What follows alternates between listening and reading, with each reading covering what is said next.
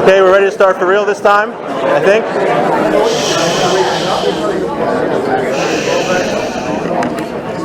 Thank you again to everyone for coming. After the great Marlboro Manalapan blackout of 2019, we got a little nervous because Shalom Torah didn't have power. So they have power now. So we are very thankful to Mammoth Torahlinks and Rabbi Oratz for hosting us at the last minute. A friend in need is a friend indeed. And when I called Rabbi Oratz, I didn't even get the question out of my mouth before he said we're going to have it here. So thank you very much. Much appreciated. Before I start, I'm going to forget if I don't say it now. Rabbi Leiter asked me to announce there's a 96-year-old man who just passed away, and they're not sure they're going to have a minyan at his funeral tomorrow. It's at 11 a.m. at Beth Israel in Woodbridge. They didn't get a minyan at his wife's funeral, and he was upset about it. He actually fought the Nazis in World War II, and he fought in the IDF, and he doesn't have any children, but he's actually our very own Rabbi Jacoby's uncle, great uncle, from the Manalapan Jewish Connection. So if you happen to be in Woodbridge, you can make an effort. It'll be a big mitzvah to go. That's 11 a.m. at Beth Israel in Woodbridge. We are Manalapan Jewish Connection. We provide inspirational Jewish programming in the area.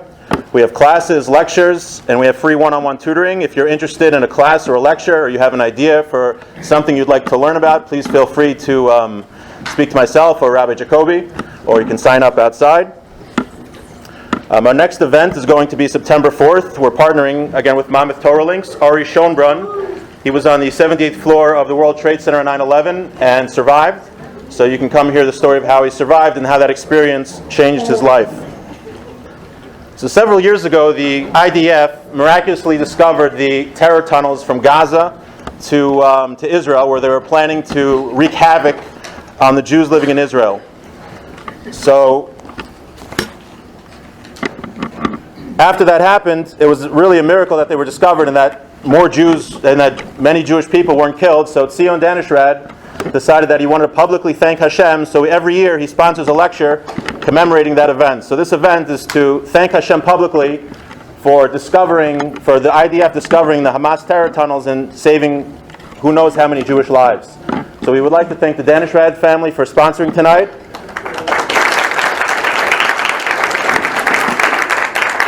And we would also like to thank the Schlinger family for sponsoring tonight. We both the Schlinger and Danishrat families have supported the MJC, and we're very grateful for that. And we'd just like to ask Tzion to share a few words.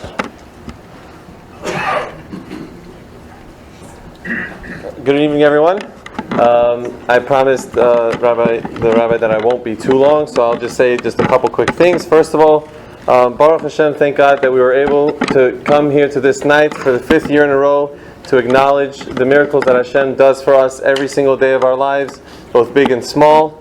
Thank you to Mammoth Torahlinks for doing the last minute switcheroo for the venue, and we hope that Shalom Torah gets their power back soon. As Rabbi Rosenthal said, the real purpose of this is to just take a minute out of our lives to give Hakar Satov appreciation of the good that God does for us. 5 years ago, we don't know the devastation that could have occurred if the IDF didn't happen upon these tunnels, and if Hashem didn't open their eyes to the secrets of the terrorists that want to harm us. And again, I think it's just important for us to keep that in mind every day of our lives. Whether it's on the highway driving home when, there's a video today when there's tire flew through a highway, went onto oncoming traffic and slammed into a car. You never know what's going to happen, and we just have to appreciate the small things, and especially if there's something huge like this that affects our brothers and sisters or even us personally, we have to take the few minutes to recognize Hashem's kindness to us and give Him thanks for everything that He does. So just a thank you and Yashar Koach to everyone who has come tonight and supporting this event. Thank you to the Manalapan Jewish Connection for continuously doing these types of events, bringing us together and hearing Divrei Torah and things that strengthen our devotion to Judaism and to the Torah. Thank you very much, and I'll call back the Rabbi.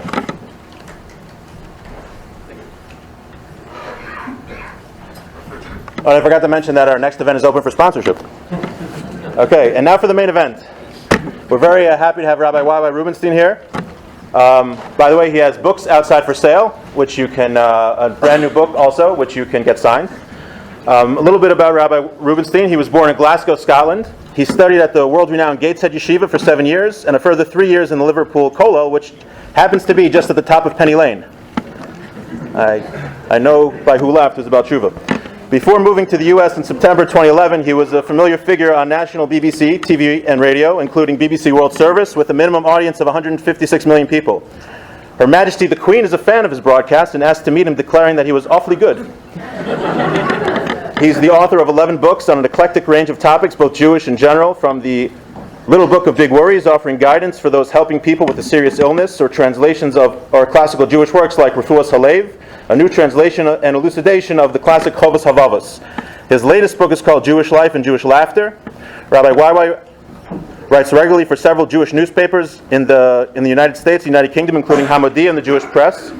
In addition, he teaches public speaking to both individuals and organizations, and we are very honored to call up Rabbi YY Rubinstein.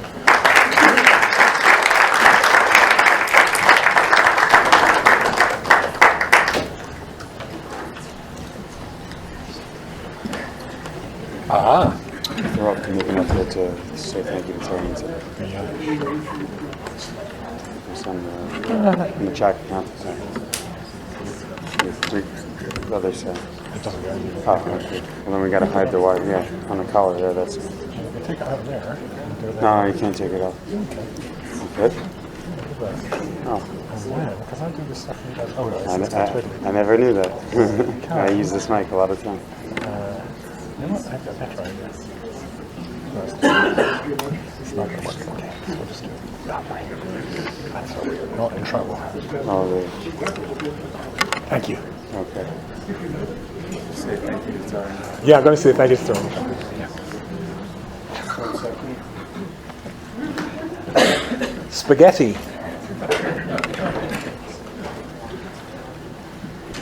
Yes?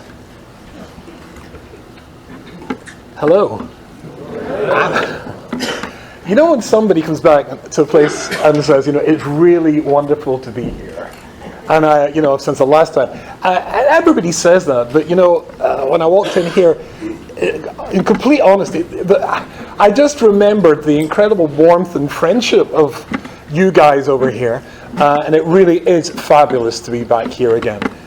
So to Rabbi Oritz, Rabbi Rosenthal, to all the Rabbonim, of course to the sponsors, and of course to you as well for coming to mark something which is when they told me what it was about, and I was very, very excited to be and honoured to be part of an event that pays tribute to Hashem, so openly showing us His hand. And also I've got to say thank you to Torah Anytime for videoing me, so I can see myself later. Thank you. So basically, and you saw the poster as well, the liberation of the Kotel Maravi, the Western Wall, in 1967. It's an incredibly special thing for us as Jews all over the world, to recall and to think about our connection to Eretz Yisrael. Who hasn't? Anybody here not get family in Israel? I think we all have family in Israel. I have some Israeli grandchildren. I just had a brand new Israeli granddaughter. Thank you. And she's called Lola Rose. She's named after her mother's grandmother, who was a Holocaust survivor.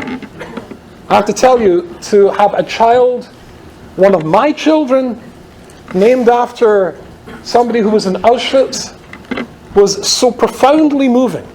I was just literally in tears. So we're all family. The largest group gathering of Jews, the largest settlement of Jews in the world is now the State of Israel. We are all connected. Probably know that the entire world is almost universally united in its hatred of the State of Israel. And I can't remember when I was here, I think it was 3 years ago, I may have told you that I was at that time just come back from Israel. My wife and I were at the Har Nof area of Jerusalem. Are you all familiar with Jerusalem? Do you know the Har Nof? Because my publisher I was centered there at the time. I've now moved to Lakewood. I'm published there in my books. And I had to go and sign a contract for one of my books. And when I arrived there, in that trip to Israel, I thought about the fact that the entire world hates Israel and the Israeli people. And on that trip, over 2 weeks, I came to the conclusion, so did I. Now, it's not because I've got any religious objections to the state of Israel, chas v'shalom. It's not because I've got any political objections to the state of Israel, God forbid.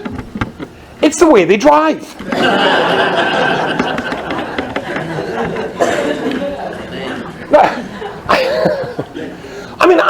I have to tell you that, as you probably know, I speak all over the world, and I'm used to driving in different countries. When I first moved to New York, I made the enormous mistake of driving in Manhattan as a British person. This is even worse if you try the same technique in Brooklyn. I did things like signaling before I wanted to come out. He's laughing already. Before I wanted to come out into a different lane. This does not work in New York. This merely alerts the other drivers to what you would like to do. And they're going to make sure that under no circumstances you're able to do it. So that was quite a challenge. But in that trip to Israel, I have to tell you, that was the greatest challenge of all. Wherever I go, there are things called road signs. So you're all familiar with road signs. Road signs, take the no U-turn sign, for example, is there to alert you to the fact that you must not make a U-turn. However, in the state of Israel, the no U-turn sign is there to tell you that's a very good place to make a U-turn. And if some guy, anonymous guy, has decided you shouldn't turn there, who cares about him? And if you make the mistake of not putting your foot down on the accelerator a nanosecond after the light has turned green, your fault for stopping at the red in the first place, then you will be honked into premature deafness. And so I was not happy in this trip to Israel, and my wife and I drove. There's a little gas station. We hired a car in Israel. We rented a car in Israel. They're always white. A little car. And we drove into the gas station. There's 2 gas pumps. And we drove in there. There's 2 on the right-hand side, already people filling up. There was a car parked at the first pump, but the one ahead of that, and the inside, that was free. So because it was a tiny rented car, we started to just subtly overtake to pull in there. And suddenly, from the left, something went pshoo, like this. And I looked. It was an Israeli on a little motor scooter. And he went pshoo, and he pulled up the seat. That's where the gas tank is. Pulls up his helmet, and he goes in to pay. Now my wife, oh dear, I'm being recorded. My wife comes from California. She goes up at the end of her sentences, and so she had never seen behavior like this in her entire life. And she speaks perfect Ivrit because she's lived in Israel for 4 years. And so she said to the guy came out, he said, "Slicha," she said, "Slicha Adoni." Excuse me, sir. That was her first mistake. That's when you can tell that somebody is from Chutz La'aretz. Slicha Adoni. Esha lo re'ita. Perhaps you didn't see that we were here first. And he looked at her. You know that expression you see in people's faces when they sniff a bottle of milk to see whether or not it's fresh and discover that it's definitely not regular. So he looked at her with that sort of look and he said to her, "Ani kan achshav." I'm here now. And my wife, coming from California, now my Hebrew is not very good. It's classical Hebrew. But I decided, as the polite Californian approach had not worked very well, that perhaps the more traditional Scottish approach might do the job.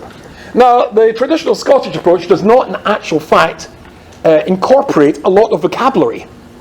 You don't need a lot of words. It's more grunts. And so I said, etc. And he looked at me as though I was the second bottle of milk to go off. And so I got out the car, being Scottish, and as I walked towards him, because I thought maybe it would improve his understanding of the point I was trying to make, an old Jewish Baba, a babushka, who was filling up the car on the other side, she says, "Zelo naim? This is not nice. It's not nice for Jews to fight with each other." And I said, incidentally, I was completely on her side. It's just that he'd taken my place, but it didn't make any difference because he gave her a look as if to indicate she was the third bottle of sour milk he met that day. And so that was that. Fine. The day after, my wife and I went to the Kotel Maravi. You're going to be in Eretz Israel, you're going to be at Yerushalayim, where else are you going to do but go to the Western Wall. And when we went to the Western Wall, my wife and I split up, of course. We agreed to rendezvous half an hour later. She went to the ladies' side, I went to the gentleman's side. And afterwards, when we came back to meet in the plaza in front of the Kotel Maravi, everybody forgot about anything to do with prayer, because there was a group of about 100 or maybe 200 soldiers, Israeli soldiers, who were there for a solemn swearing-in ceremony at the end of their basic training, I assume. And they all arrived, and I have to tell you, at this point, my view of Israelis and Israeli society was now at rock bottom. You see, I don't know if I've ever mentioned to you, those who have heard me speak before, but I am from Scotland. And when I think of soldiers, I think of Buckingham Palace, where Her Majesty the Queen resides sometimes. And you've got outside those soldiers with the big streimels. You know those big guys? And the red tunics from the British Army's Guards Regiment. There are 4 Guards regiments. The Welsh Guards, the Coldstream Guards, the Irish Guards, and of course, the Scots Guards. They are immaculate. The buttons on their tunics shine. You have to wear sunglasses. They can, comb their hair from the reflection in their boots. And when they move, like the American Marines, everything is exact and precise. And this group of Israeli soldiers, some of them had shirts that were sort of like hanging out. Some of the shirts that were sort of like all the way out. Some of them were wearing sneakers. How can you be a soldier wearing sneakers? And they were not really impressed. Anyway, everybody wanted to watch. They tried to get them to form a square.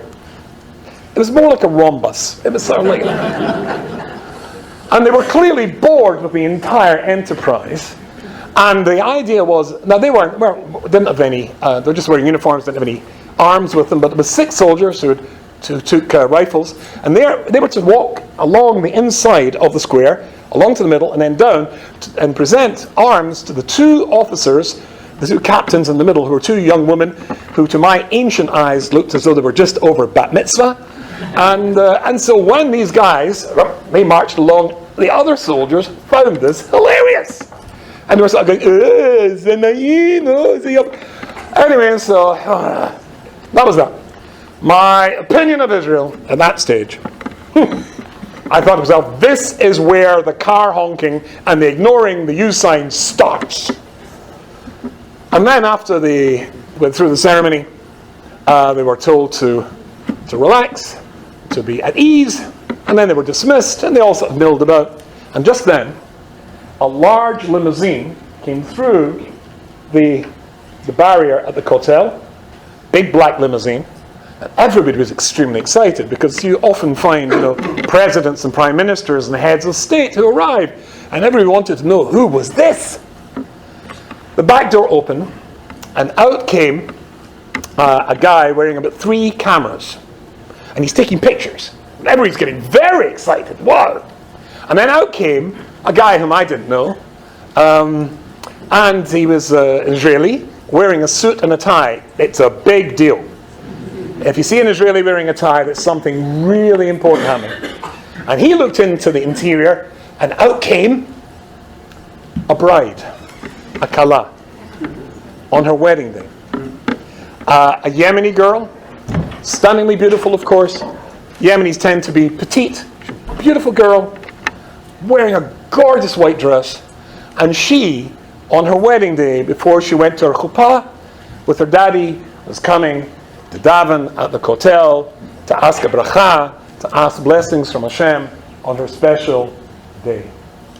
And she started to walk towards the kotel, and the cameraman's taking pictures, and as soon as the soldiers, these 100 or 200 Israeli soldiers, saw her, they immediately wanted to get a picture taken with the Kala. I have this in my Facebook page somewhere. And there, the most gorgeous picture. I mean, these soldiers who could not be bothered to get into nice rows, straight rows, for the solemn swearing-in ceremony, now they get into beautiful lines behind this girl. She stood in the middle in her white dress. She was absolutely stunning. And the cameraman's there ready to take pictures, and the soldiers started to jump up and down and sing. And they started to sing, Anachnu ma'aminim b'nei ma'aminim. We believe in Hashem. The same way as our fathers and our grandfathers and our grandmothers and great-grandmothers believed in Hashem. And they're jumping up and down. And when I saw that, I had a huge lump in my throat. And I felt a complete and total worm. A few minutes ago, I was criticizing in my mind these guys for not looking like the Scots Guards or the American Marines. But these young Jews, these brave young Jews, Jewish men and Jewish women, willing to give up their lives to protect someone like me, and I was looking at them because they weren't so smart. They were willing to die for me, die for the Jewish people, die for us, and I was being critical of them. I felt I didn't feel very good about myself. And the truth of the matter is, our talk tonight is called the Miracle of Israel. I remember many years ago, I heard the then Chief Rabbi of Israel telling a story which I found to be extraordinarily moving. Chief Rabbi Lau, the youngest Holocaust survivor you'll remember from the camps, they smuggled him in as a little boy. Was he 12 when he got out of the camps? I think it was 12. Chief Rabbi Lau told this story at a big conference which I organised in England. The BBC, the British Broadcasting Corporation, not known for its affection for Israel or Zionism, the BBC organised, before the founding of the State of Israel, they organised a debate between a well-known non-Jewish intellectual, famous academic whose name was Toynbee, and somebody called Herzog, who was the brother of President Herzog of Israel. The debate was on the wisdom of creating a state of Israel. The whole project, the Zionist idea, to have a state of Israel. Toynbee, the English intellectual, was simply appalled at the idea that there could be a state of Israel. And Herzog, he argued against it. Or he argued against him. And obviously in favor of the state of Israel. So Toynbee's argument went like this. If the Jews are allowed to recreate the state of Israel after 2,000 years, then the world will be in total chaos and turned upside down. Because why can't the Italians claim France and Germany and England because it used to belong to the Roman Empire? Why can't the Greeks claim the whole of Turkey and the whole of the Middle East up to the borders of India? Because under Alexander the Great, it used to be part of the Greek Empire. And he gave many examples which, as it were, crystallized that concept. So therefore, he concluded his argument by saying, therefore, we must oppose the creation of the State of Israel, or it will start a precedent which will cause the whole world to collapse. And Herzog turned around and he said, let me tell you a story. Well, he was a Jew, so of course, when you have a debate, you're going to tell the story. He said, I want you to imagine that a plane arrives at Rome Airport. The plane taxis to the terminal. Of course, in those days, airports were very small things. They push the ladders up to the stairs up to the plane, and everybody comes out of the plane, except one old fellow who's standing at the top wearing a toga. So they go up and they speak to him, and they say, in Italian, "Who are you?" And he answers them, and nobody has a clue what he's saying. So they take him into the terminal, and they get some professor from the university, who's a professor of linguistics, to come. Maybe he can translate what this old fellow is saying. And so, it turns out the guy is speaking Latin, the language of the Roman Empire. And he says to him, "Who are you?" He says, "Me? Julius Caesar." "Julius Caesar?" "Julius Caesar. Veni, vini, vici. I came, I saw, I conquered." "How come you're here?" "Don't ask, but tell me. Have I truly arrived in Rome?" "Yeah." "So does Rome's legions still strike terror into the breast of our enemies?" Italian soldiers. We do spaghetti, but that's about it. We invented the pizza. Okay. At the exact same moment, there's a plane arriving at Athens airport. Same scenario. Push the stairs to the plane. Down everybody gets. There's another guy standing at the top, wearing a toga. They speak to him. He speaks to them. Nobody's got a clue what he's talking about. They get a professor of linguistics. And it turns out that he's speaking in ancient Greek, which is completely and totally different to modern Greek.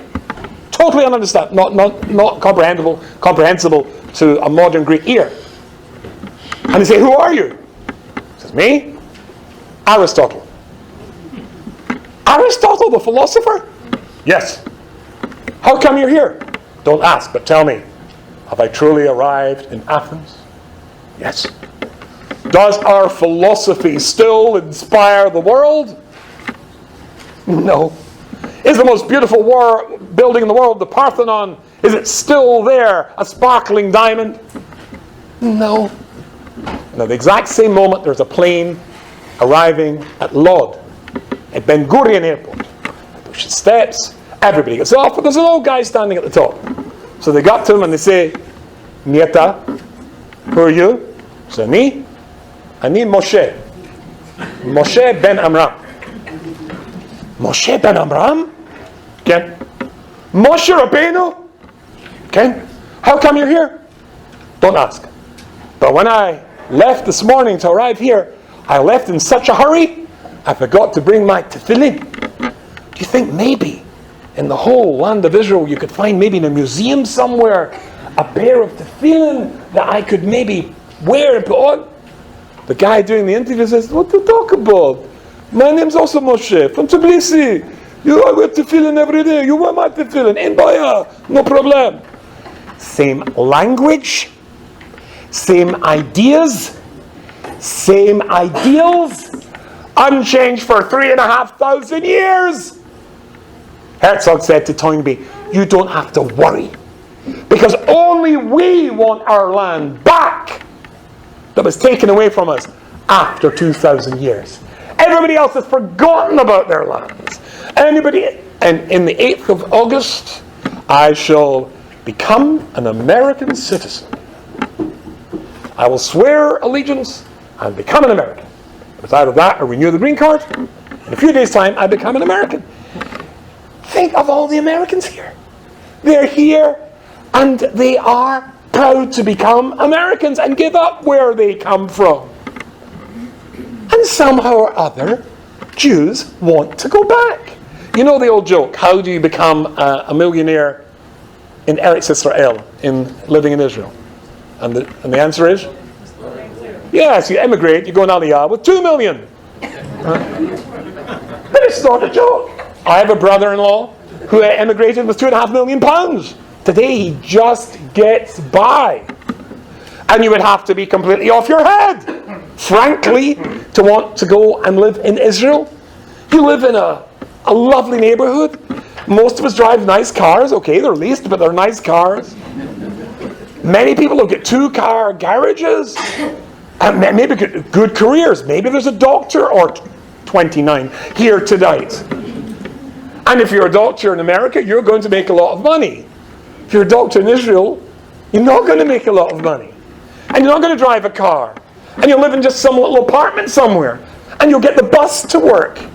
And yet, astonishingly, Jews still want to go.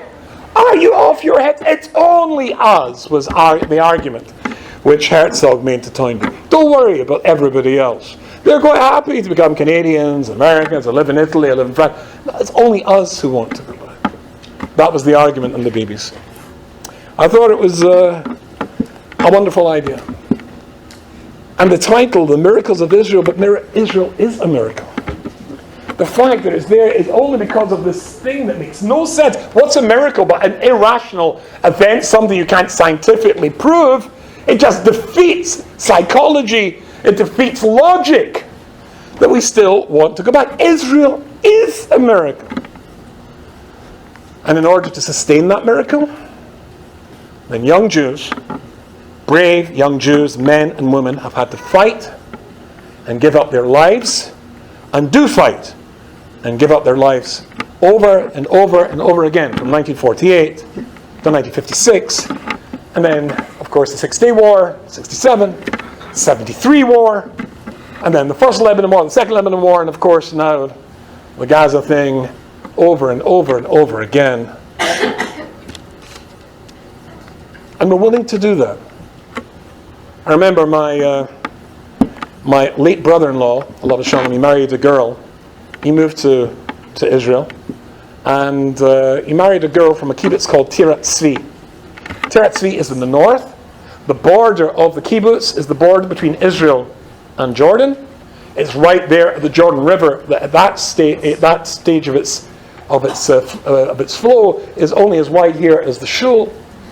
And so I got to meet my new Israeli in-laws at that event, and my brother-in-law Philip, his new father-in-law to be, brought out the M1 rifle, the American Second World War rifle, which he had fought to defend the kibbutz. There was 100 kibbutznikim, including him, in foxholes. It was the first Israeli kibbutz to be attacked during the 1948 war by 600 Iraqi regular forces, soldiers. And these, he said to me, we were in foxholes, and we just had to keep firing. There was no surrender possible. They knew, God forbid, what would happen if they let them get through with their wives and children in the back. And this rifle, I don't know how many people trying to kill his children he had killed that night with it. Only one Jew died that night. Quite astonishing. An amazing, amazing thought.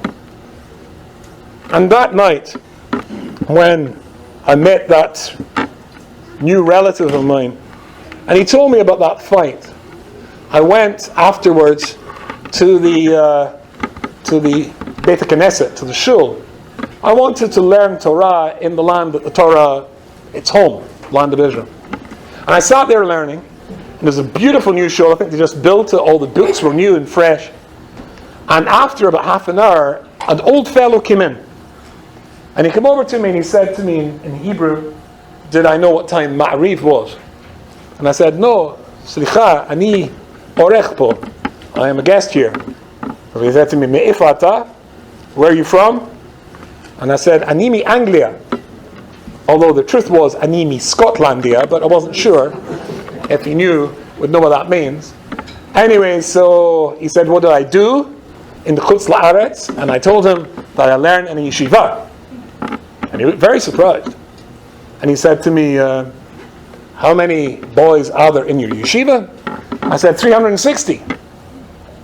And he was really, really very surprised. And I was doing all this in Hebrew. Then he asked me another question, and I couldn't think of the right Ivrit, the right Hebrew, so I answered him in Yiddish, because he was an old fellow, he was an Ashkenazi fellow, and I assumed that he spoke Yiddish, which I speak better than my Hebrew.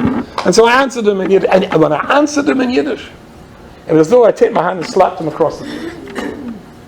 You see, it turned out, which I didn't know, that this poor old fellow had lost his entire family in the Holocaust. When he came to Israel, he had ended up what was then Palestine, and called Palestine. In 1948, Israel was founded, and he ends up on a kibbutz. But he shut everybody out. He would make a small conversation, but if you actually started to try and befriend him, he wasn't interested. You're never as vulnerable as when you love somebody. If you love somebody, then you can get hurt. They can hurt you, or if, God forbid, they die, it hurts. Think of when you lost your parents. Doesn't it hurt? And he lost everything. He's lost his children, he lost his wife, he lost everything. So in order to protect himself, he never really became friendly. This is apparently, when I told people that he'd spoke this amount of time, but I had accidentally pricked the bubble he'd created around himself. When I spoke in Yiddish, I said, and the boys in your yeshiva, they speak in Yiddish? Yes. He thought that world was all gone. He thought that whole Jewish stuff had vanished, or rather, gone up in smoke, in the smoke of the crematorium. When he heard that it was still alive, that Ponovich was no longer in Lithuania, it was now in Israel, that whole world existed, he was shocked. And he said to me, would I learn some Talmud with them? I said, of course. So I got down into the Gemara. It had obviously been a long time since he had learned. And so we started to learn. When you learn a piece of Gemara, Talmud is very complicated. But when you conquer the argument, and you've come to the conclusion, and you've understood it, there's a tremendous feeling. The only word I can really use is the Yiddish word, I don't know really an equivalent that sums it up. Do you know the word geschmack? Something's geschmack. Well, it's geschmack. And so I learned this with him, and he understood it, and it was geschmack, and a big smile spread over his face, and then he started to cry again. But it is alive. But we've had to fight in a world that really does hate Jews to keep it alive. And sometimes it means Jews giving up their lives. I remember I was doing a lecture tour in South Africa, I think, maybe about 18 years ago. And we were at some hotel in the countryside, and there was a young man, an Israeli guy, and whenever I spoke over the weekend at the Shabbaton, wherever it was a nice big hotel, he would follow me about, he came to all my lectures, all my shiurim. And after Shabbat, then everybody was going to relax, it was going to be a nice evening of entertainment, and he said to me, would I allow him to buy me a beer? I said, sure, or a whiskey. And so we went into the bar. There was a football match being televised. It was England versus Germany. This was problematic for a Scotsman watching who to support. As a Jew, I'm not sure I would be rooting for Germany. And as a Scotsman, I don't think I'd be rooting for England. But there was two other guys there, Israeli guys. And he started to tell me his story. This guy had been in Lebanon in the First War. He said to me, these guys here, one had been in the 73 war, and one had been in the 6-Day War. They'll tell you that our war was nothing compared to their wars. He said, but my experience is different. I found it very difficult. This boy came from a religious home, a Haredi home, in Bnei Brak. And his father was, if I remember, either his father was or was the son of a Holocaust survivor. As a consequence of the experiences of the father or grandfather, which had passed on to the son, the father was incredibly strict with his son. And of course, you can get away with that until your child becomes a teenager. And when the teenage rebellion kicks in and you've given them something legitimate to rebel against, then you're looking for trouble. So he told me that once he sat there at the table when his father was provoking him. His father was really provoking him. And he had to hold on to the table to stop him hitting his father. His father took him to the local rabbi. When the local rabbi heard what his father was saying, he said, if he hits you, it'll be your fault. And so he decided to do what he felt was the best way to demonstrate his rebellion. Decided from a Haredi background to join the Israeli army. That's back in the days before Haredim joined the army. Now there are whole elite divisions of Haredim in the Israeli army. But anyway, so he decided to join the Israeli army. And it was, the phrase in English is out of the frying pan into the fire. It was just the eve of the First Lebanon War. And his job, he was working as a medic in the front line. If you are squeamish, this is a good moment to stick your fingers in your ears. He said he's first driving towards his first assignment. in a hospital, which literally in Lebanon, tents, and there was a boot lying by the side of the road with a leg in it. And his job, he became extremely successful. He was promoted in field promotion. Eventually, he was in charge of a whole field hospital. His job was to decide where's the best place to put the surgical tent where the operations took place. He would decide where the helicopter pad should be. He would, in conjunction with the doctors, prioritize those who had to be flown out straight away, those who could be flown out maybe a day later. And he moved from place to place. One day he came to a new field hospital. He walked into the ward, and there was his sister. He hadn't spoken to his sister for many years. He had in full rejection of his family. She was a nurse, and he was in charge. And when they saw each other, they just rushed and folded each other in their arms, and the rebellion was over. Tell Abba but Ima, I know they tried to bring me up the best way that they could, and the rebellion was over. It was a synthesis of both. It was where we came from that created the State of Israel from the Holocaust, which had produced parents who frankly just didn't know how to bring up a boy. Far too tough. But look what they went through. To a boy who was saving Jewish lives, it's the same fight, just a little bit later. The difference between the old anti-Semitism and, as the academics like to say, the new anti-Semitism is no difference whatsoever. And those who conceive and talk about the ending of the State of Israel, and there are many, particularly across campuses throughout the United States and the Western world, are complicit, whether they'll admit it in their own mind, of hoping for a second Holocaust. The young Israelis who protect us are protecting us, all of us, with our grandchildren in Israel, our children in Israel, our brothers, our sisters, maybe our parents, from a second Holocaust. And I remember I was giving Shirim in London. This goes back, about 15 years ago. After Shabbat, we made Havdalah, and a young man came up to me. He just received emergency message. It didn't actually happen then, but there was a chance of a second Lebanon war. And he wanted to go back, or he had to go back to his unit. And he was scared. I never was in an army. I don't know about this stuff. But he was scared. Why wouldn't he be scared? And he said, Rabbi, give me a bracha. I have to tell you how completely and utterly inadequate I felt when this brave Jewish soul, I'm the rabbi. It's a joke. He should give me the bracha.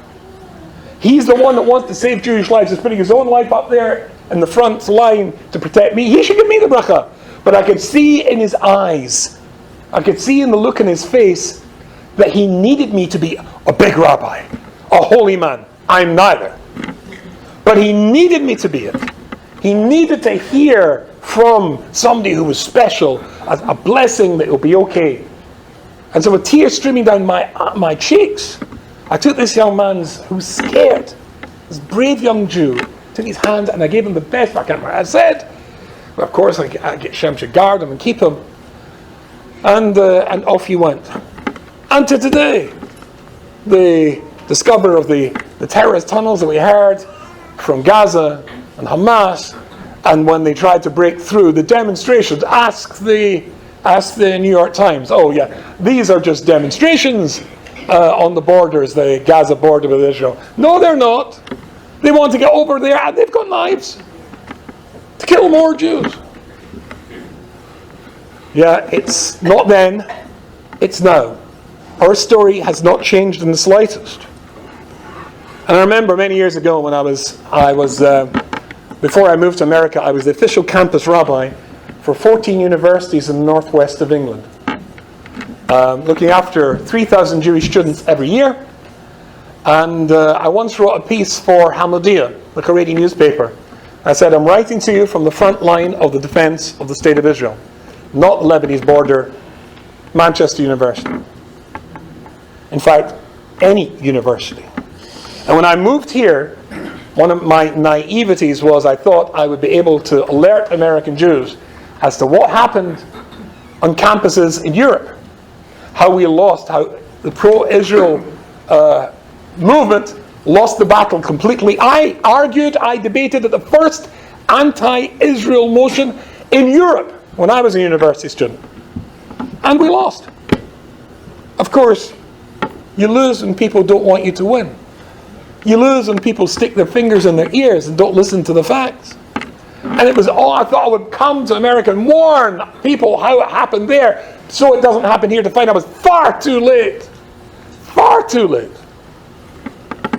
And the progenitors of the BDS movement, the boycott, disinvest, sanction, that portrays Israel. I mean, this is one of the sickest things. Israel an apartheid state. That lie is so sickening that it really makes me want to throw up. Israel's not an apartheid state. You want to see apartheid states that really discriminate against the Palestinians? Try the Palestinians living in any of the Arab countries round about if you want to see apartheid states. The lie, I said, this is the front line. And the lies that the world says about the Jews, well, my wife taught me an interesting American expression, which I like very much. We don't use it in England, but I thought excellent. If there's a finger pointing there at somebody, there's 4 fingers pointing back at you. What they say about us is what's in them. That we're the bad guys. Oh no. We're not the bad guys. The achievements of Israel. I have a nephew who is involved in, well, Israel's now called the startup miracle of the world. I've got a nephew who works for something called Bizrael. And they go around the world getting investors to invest in incredible things that the Israeli Jewish mind has come up with that is saving people from, well, cancers and a gazillion other things. And then I have a daughter-in-law. My oldest son lives in Yerushalayim. My daughter-in-law is the deputy head of the infertility laboratory at Shari Tzedek. Israel is the world leader in creating babies. I asked her last week, how many babies did you make last week? 30 babies. And in fact, somebody from our lab came here and he came to see me about a certain question he had, and I wanted to discuss his work. He's here in New York. He comes to New York because Israel's expertise in creating babies for couples that are struggling, and maybe other people would say, you can't have babies. Israel can make babies. Can bring new life, and it's astonishing what Israel does. But there's the chesed of Israel, the incredible philanthropy of Israel. Have you ever been to Jerusalem and gone to Yad Vashem? Or maybe you're going to see the graveyard of the brave Israeli soldiers who have fallen? I mean, you're going down that hill. There is a building there called Yad Sarah. Yad Sarah has got a big sort of like spiral sort of like staircase type thing outside it.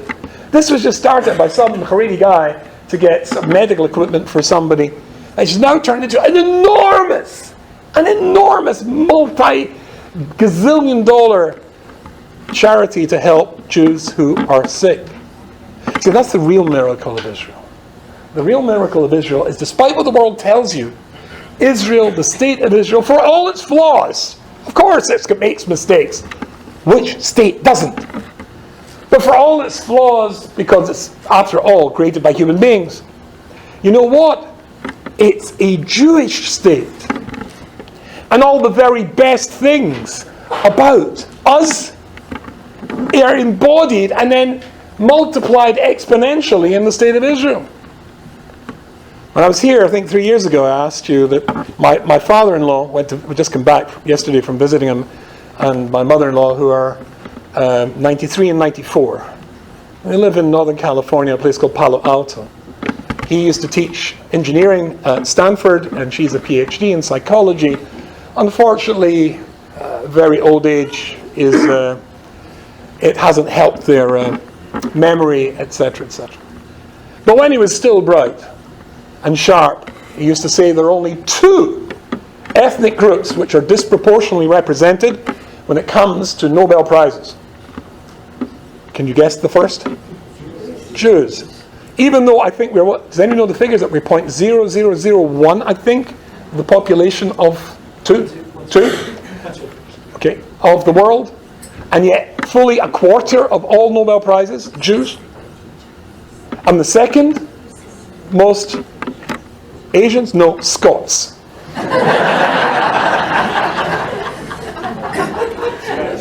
Scots. And to be both is to be doubly blessed.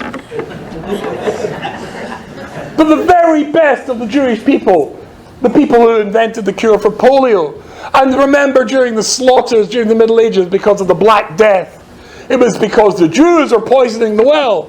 Bubonic plague was cured by a Jew. And so much of what we have brought to the world is just magnified. So much good stuff is brought to the world in Israel. And you know what? When I was just a few months ago lecturing in Cape Town in South Africa, who have a profound drought, Israelis have invented a machine that will take water from the air. And they won't have it because it's Israeli. They'd rather have their people die of thirst. Hitler refused to when he was gassed by the British and he was blinded temporarily, refused to have a doctor look at his eyes and save his sight.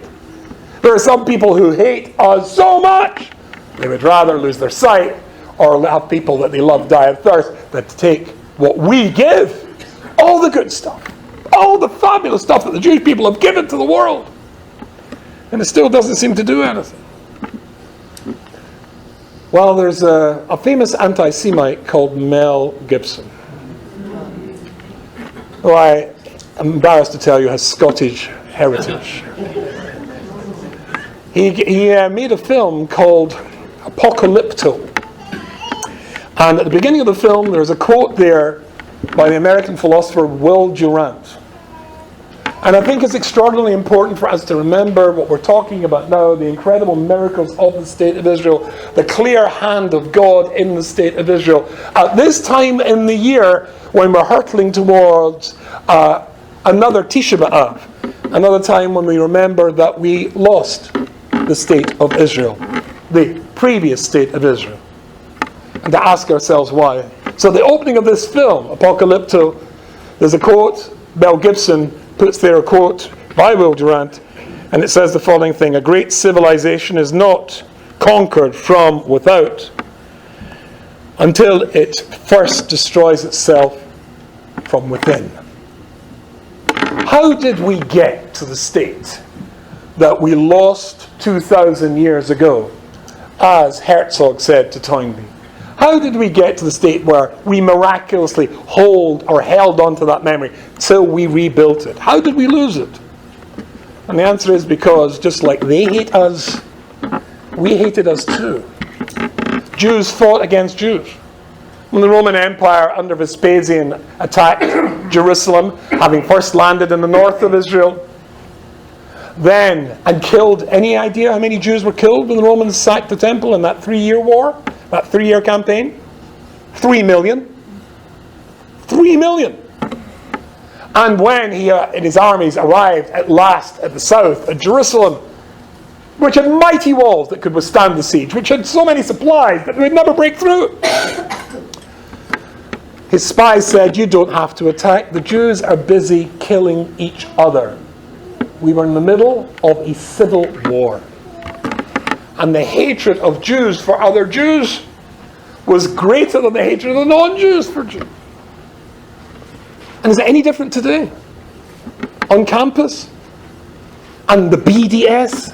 How many Jews are passionate advocates and supporters and creators of the BDS?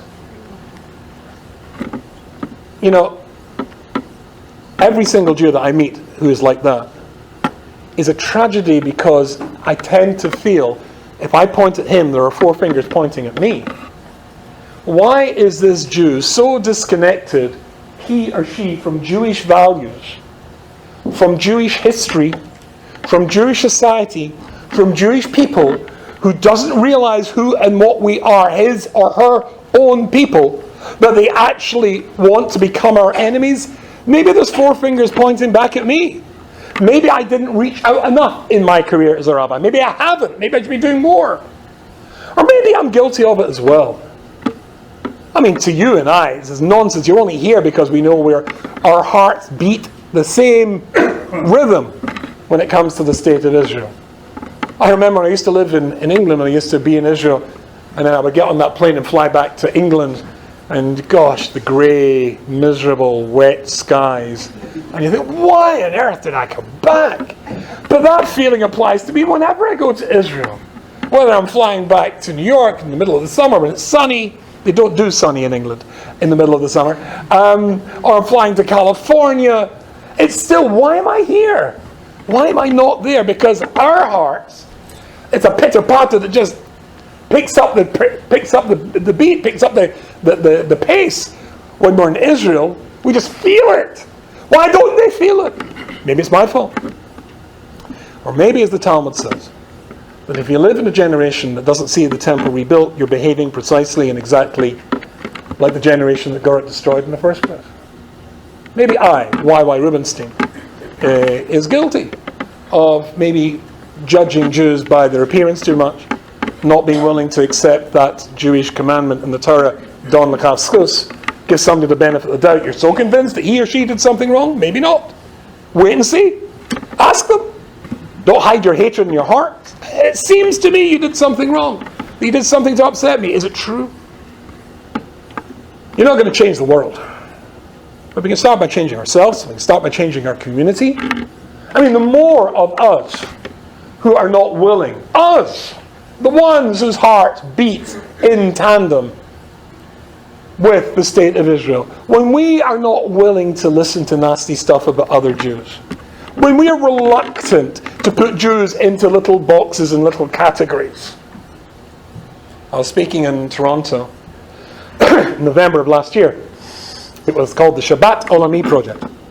You familiar with this? Did you have it here? It's when they tried to get Jews all over the world to keep Shabbat. And so every community, an entire world, decided that one Shabbat we would all try and keep Shabbat together. The English decided to have it in March, because that's the English. I thought that was ridiculous until it suddenly occurred to me I'll get 2 invitations out of this, and indeed I did. But when I was there in November, and I spoke, there was various other speakers there, then basically, round about Shabbat afternoon, the news came in that there had been a massacre in a synagogue in Pittsburgh. Nobody knew what the synagogue was like. Nobody knew who it was. Nobody put it into categories. Everybody was upset. And on Motzei Shabbat, there was, I think, 2,000 people had gathered in a big hall with music to celebrate what we'd done. And all the speakers had prepared all their material, but I didn't feel that I could talk about it. I had to talk about this terrible massacre. I didn't care what sort of Jews they were. I didn't care that they died as Jews. That's halakhically important. They died for being Jews. It's just the same. But how often do we put other Jews? I'm not talking about different congregations, other Jews. You know, the guys with these things. Or the furry hat guys. Yeah. I know plenty of furry hat guys with PhDs in science. Yeah, but we tend to just make our other fellow brothers and sisters into cartoons. He wears a black yarmulke, he wears a white yarmulke, he doesn't wear a yarmulke, blah, blah, blah. What nonsense is this? Where is our Ahavat Yisrael? Where's our love for each other? How did I feel when I saw these Israeli soldiers dancing up and down singing Anachnu Ma'aminim B'nei Ma'aminim? That really got to me. I tell this story a lot. I want to remind myself, Rubinstein, you great, big, world-famous hypocrites. You're going around talking about this stuff. What about you? How did you react when you saw those kids? Those brave Jewish kids. Sometimes Hashem just shows you He's on our side. That's Jewish history. But the greatest example that He's on our side, as Rabbi Dessler said, the founding of the state of Israel after the Holocaust was a smile from heaven. Who could fail to see that? And if there are Jews out there that are failing to see it, I consider to me, I'm personally responsible. So here you got a group of Jews who have got together and get together every year because they feel that. And they want to remind themselves of that Hashem is there and seen in and through the state of Israel, where most of the Jewish people live. My children, my grandchildren, and now a granddaughter named after a grandmother who was in Auschwitz. It's all one connected history. Let's not blow it like we blew it the first time. Let's make a bit of a commitment from this night to not take Jews for granted, not make Jews stereotypes, and even if he or she isn't quite the same sort of Jew as you, Sephardi, Ashkenazi, Hasidic, non-Hasidic, non-religious, who cares? God put them in this world at our time too, so that when we bump into them, we can connect and say thank you. Thank you for the miracles. Thank you for the great miracle and honor of being born a Jew.